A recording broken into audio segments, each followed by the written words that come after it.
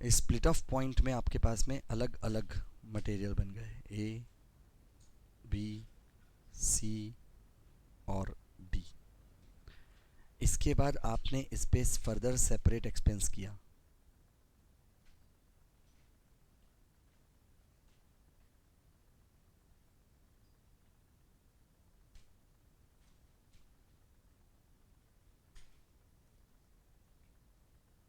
ये आपका final product बन गया। जितने अच्छे से आप ये डायग्राम समझोगे उतने अच्छे से इस टॉपिक का ऑब्जेक्ट समझ पाओगे।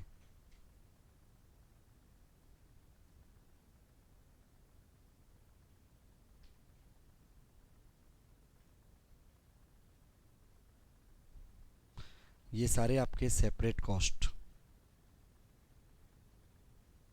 और ये final sales value, final product, final sales value. यहाँ पर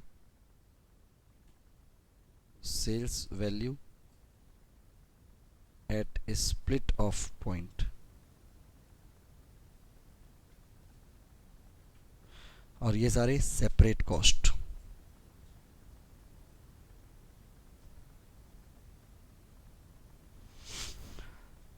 ये आपका जॉइंट कॉस्ट, ये आपका स्प्लिट ऑफ पॉइंट, और यहाँ पर आपका राइट साइड में सारे कस्टमर्स।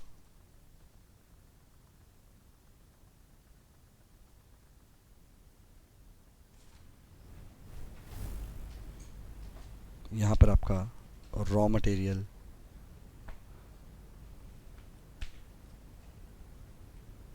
इनपुट। इसको बहुत ही अच्छे से आप लोग बनाइए, फिर अपन इसका कॉन्सेप्ट समझते हैं।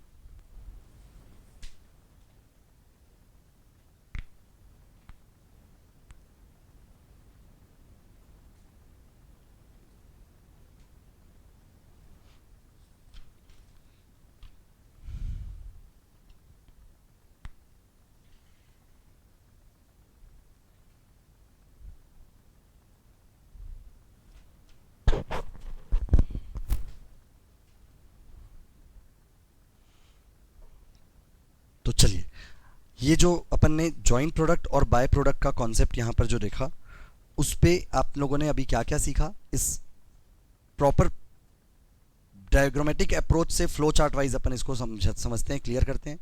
जॉइंट प्रोडक्ट और बाय प्रोडक्ट एक मेथड ऑफ कॉस्टिंग है। ये उन ऑर्गेनाइजेशंस पे लगता है जिनमें प्रोसेस दो पार्ट में होता है, एक स्प्लिट ऑफ पॉइंट के पहले जॉइंट प्रोडक्ट में, दूसरा स्प्लिट ऑफ पॉइंट के बाद सेपरेट प्रोडक्ट में। जो पहले लगता है उस सारे खर्च को, उसमें मटेरियल, लेबर, ओवरहेड सब लग सकते हैं पहले भी, तो उन सारे खर्च को अपन बोलते हैं जॉइंट एक्सपेंस। यहाँ पर मटेरियल, लेबर, ओवरहेड सब लग सकता है, ठीक। ये जॉइंट एक्सपेंस कहलाएगा। क्यों?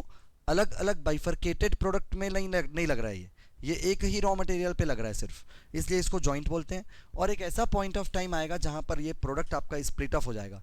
स्प्लिट ऑफ हो जाएगा मतलब अलग अलग प्रोडक्ट में बट जाएगा। जो ए बी सी डी मैंने यहाँ पे लिखा है वो अलग अलग प्रोडक्ट में बटने के बाद का लिखा है। जिस स्प्लिट ऑफ पॉइंट में ये अलग अलग पार्ट में बटा है उसको अपन जॉइंट प्रोडक्ट्स भी बोल सकते हैं, बाय प्रोडक्ट भी बोल सकते हैं। जॉइंट प्रोडक्ट कब बोलेंगे? जब वो इक्वल और सिमिलर इंपॉर्टेंस का होगा और सिमिलर सेल्स वैल्यू रखेगा। बाय प्रोडक्ट कब बोलेंगे? जब उसकी सेल्स वैल्यू बहुत कम हो जाएगी कंपैरिजन में दूसरे वैल्यू से। मान लो डी प्रोडक्ट जो है वो बाय प्रोडक्ट है, तो डी प्रोडक्ट का सेल्स वैल्यू बहुत कम हो जाएगा। ये हुआ एक कॉन्सेप्ट। दूसरा कॉन्सेप्ट, आपके पास किसी भी ऑर्गेनाइजेशन के पास में ये ऑप्शन रहता है कि वो चाहे तो इन प्रोडक्ट को बिना सेपरेट एक्सपेंस लगाए स्प्लिट ऑफ पॉइंट पर ही बेच दे। फिर से रिपीट कर रहा हूं, सारे ऑर्गेनाइजेशन के पास में, मैन्युफैक्चरर या प्रोडक्शन यूनिट के पास में ये ऑप्शन रहता है कि वो चाहे तो इन सारे प्रोडक्ट को जैसे ही उनको अलग अलग दिखने लगा A B C D, further expense करने के बगैर वो उसको इसी पॉइंट ऑफ टाइम में बेच दे। यहां पर इसलिए मैंने यहां पे लिखा sales value at split off point भी होती है कोई चीज, और चाहो तो उस पर फर्दर सेपरेट कॉस्ट लगा करके फिर बेचो, दैट इज़ फाइनल प्रोडक्ट बना करके फाइनल सेल्स वैल्यू में बेचें। ऑब्वियस सी बात है कि ये ज़्यादा रकम रहेगी, मतलब ये इस टाइप का रहेगा, फाइनल सेल्स वैल्यू बड़ी रकम रहेगी इससे, इसके कंपैरिजन में। क्यों? क्योंकि उसमें अपन सेपरेट कॉस्ट लगा करके उसकी वैल्यू एडिशन कर दिए हैं। ये बात समझ में आ गई? मतलब कि ये वाला पार्ट तो कंपलसरी हो गया और ये वाला पार्ट ऑप्शनल हो गया। चाहे तो हम करें सेपरेट कॉस्ट लगाएं, चाहे तो ना करें। ये हुआ कॉन्सेप्ट। इसके बाद आपको मैं बताता हूं कि ऑब्जेक्ट क्या है, इस पर्टिकुलर मेथड को बनाने के पीछे का मेन उद्देश्य क्या है। सबसे पहले ये बता दूं कि हर एक ऑर्गेनाइजेशन अपने प्रॉफिट को एस्टिमेट करना चाहता है। हर एक ऑर्गेनाइजेशन अपने प्रॉफिट को एस्टिमेट करना चाहता है, निकालना चाहता है, ताकि उसके बेसिस पे डिपार्टमेंट को टैक्स पटा सकूं, शेयर होल्डर या स्टेक होल्डर्स को डिविडेंड बांट सकूं। प्रॉफिट निकालने के लिए यहाँ पर इस ऐसे ऑर्गेनाइजेशन को ए, बी, सी और डी, ये चारों प्रोडक्ट का अलग अलग फाइनल सेल्स वैल्यू तो इनके पास में है, बट यदि प्रॉफिट निकालने बोलूं तो वो स्टार्ट करेगा कहाँ से? फाइनल सेल्स वैल्यू पकड़ेगा, माइनस करेगा सेपरेट कॉस्ट, कर पाएगा कि नहीं? यस, क्योंकि चारों सेपरेट कॉस्ट अलग अलग अवेलेबल है। उसके बाद गाड़ी अटक जाएगी। क्यों? जॉइंट कॉस्ट तो एक ही अवेलेबल है। तो अब या तो फिर वो क्या करेगा, सभी का जो एक साथ प्रॉफिट निकालना चाहता था उसको वो एक साथ टोटल करके जॉइंट प्रोडक्ट से माइनस करेगा, जॉइंट एक्सपेंस से, और एक प्रॉफिट निकालेगा। तो उसका ऑब्जेक्ट तो सॉल्व नहीं हो पाया ना। कौन से प्रोडक्ट से कितना प्रॉफिट मिला नहीं बता पाया, वो तो एक साथ पूरे प्रोसेस से कितना प्रॉफिट मिला यही बता पाया सिर्फ। इसीलिए इसी डिफिकल्टी को दूर करने के लिए जॉइंट प्रोडक्ट और बाय प्रोडक्ट का कॉन्सेप्ट लाया गया है। मतलब क्या करना है यहां पर अपने को, सिर्फ एक इंपॉर्टेंट लाइन अब बोलूंगा और ये पूरा कंक्लूजन ओपन हो जाएगा। जॉइंट एक्सपेंस को किसी न किसी रीजनेबल बेसिस में चारों प्रोडक्ट में बांटना है, यही मेन ऑब्जेक्ट है। अब वो रीजनेबल बेसिस क्या क्या हो सकती है? जैसे जॉइंट प्रोडक्ट में मेरा मान लो 1 लाख रुपए का खर्च हुआ, तो ये 1 लाख रुपए को मैं या तो फिजिकल क्वांटिटी यूनिट्स में बांट दूं, इन चारों यूनिट्स में लिखेगा ना, कुछ किलोग्राम्स में आएगा हो सकता है ना, लीटर्स में आए हो सकता है, तो मैं इन चारों प्रोडक्ट के फिजिकल क्वांटिटी के बेसिस पे बांट। इधर सुन लो सब लोग, ये हुआ एक मेथड जॉइंट एक्सपेंस को बांटने का। दूसरा मेथड, इधर सुन लो सब लोग, पीछे क्या बोला मैंने? फर्स्ट, जॉइंट एक्सपेंस को फिजिकल यूनिट के बेसिस पे बांटना, पहला। दूसरा, जॉइंट प्रोडक्ट के में हुए जो एक्सपेंस हैं, मतलब जॉइंट एक्सपेंस को स्प्लिट ऑफ पॉइंट में सेल्स वैल्यू के बेसिस पे बांटना, ये भी तो सेपरेट अवेलेबल है ना मेरे पास, ठीक है। तीसरा, जॉइंट एक्सपेंस को फाइनल प्रोडक्ट की सेल्स वैल्यू के बेस पे बांटना, जो जो अवेलेबल है उसके बेसिस पे आपको कॉम्बिनेशन बता रहा हूं क्या क्या कर सकता हूं, ठीक है। ये हुआ क्या? 3। चौथा, most important, net realisable value के बेस पे बांटना। ये कैसे निकलता है? फाइनल सेल्स वैल्यू में से सेपरेट कॉस्ट को माइनस कर दिया जाता है। ये हुआ फोर्थ मेथड। बात समझ में आई जो बोल रहा हूं आपको?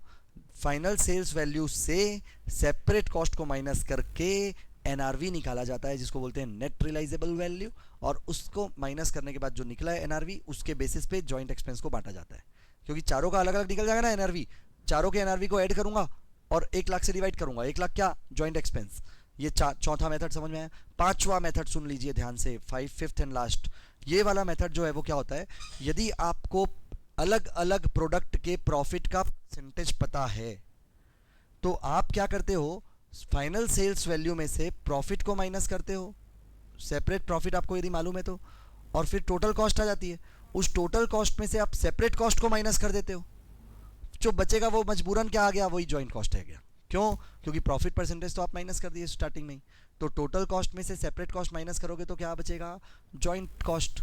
तो जॉइंट कॉस्ट जो बचा है वो अपने आप आपका क्या हो गया? अलग करके आ गया। उसका चारों का टोटल करोगे तो आपका ये वाला टोटल मैच करेगा 1 लाख जो इसमें लगा है। ये समझ में आया? ये रिवर्स अप्रोच कहलाता है। क्या कहलाता है? यस, रिवर्स अप्रोच क्या कहलाता है? एक बार फिर से बता दूं, लास्ट मेथड। रिवर्स अप्रोच में आपके पास फाइनल सेल्स वैल्यू जो भी है, इस पे आप प्रॉफिट को पहले माइनस कर दो। प्रॉफिट परसेंटेज दिया होना चाहिए इस मेथड के लिए, ठीक है। प्रॉफिट परसेंटेज आपके इंडिविजुअल चारों का माइनस करोगे आप, तो चारों की कॉस्ट आ जाएगी, टोटल कॉस्ट। चारों की टोटल कॉस्ट से चारों का सेपरेट कॉस्ट माइनस कर रखोगे आप।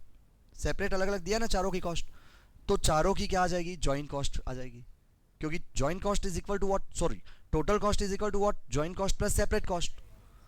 तो आपने जब टोटल कॉस्ट में से सेपरेट कॉस्ट को माइनस कर दिया तो जॉइंट कॉस्ट आया ना, वो जॉइंट कॉस्ट ही तो चाहिए आपको अलग अलग। That's it. ये चार मेथड अलग अलग आपको जॉइंट एक्सपेंस के लिए बाइफरकेट करने के लिए यूज़ किए जाते हैं। ठीक है, नोट करो अच्छे से ये चारों को जो मैंने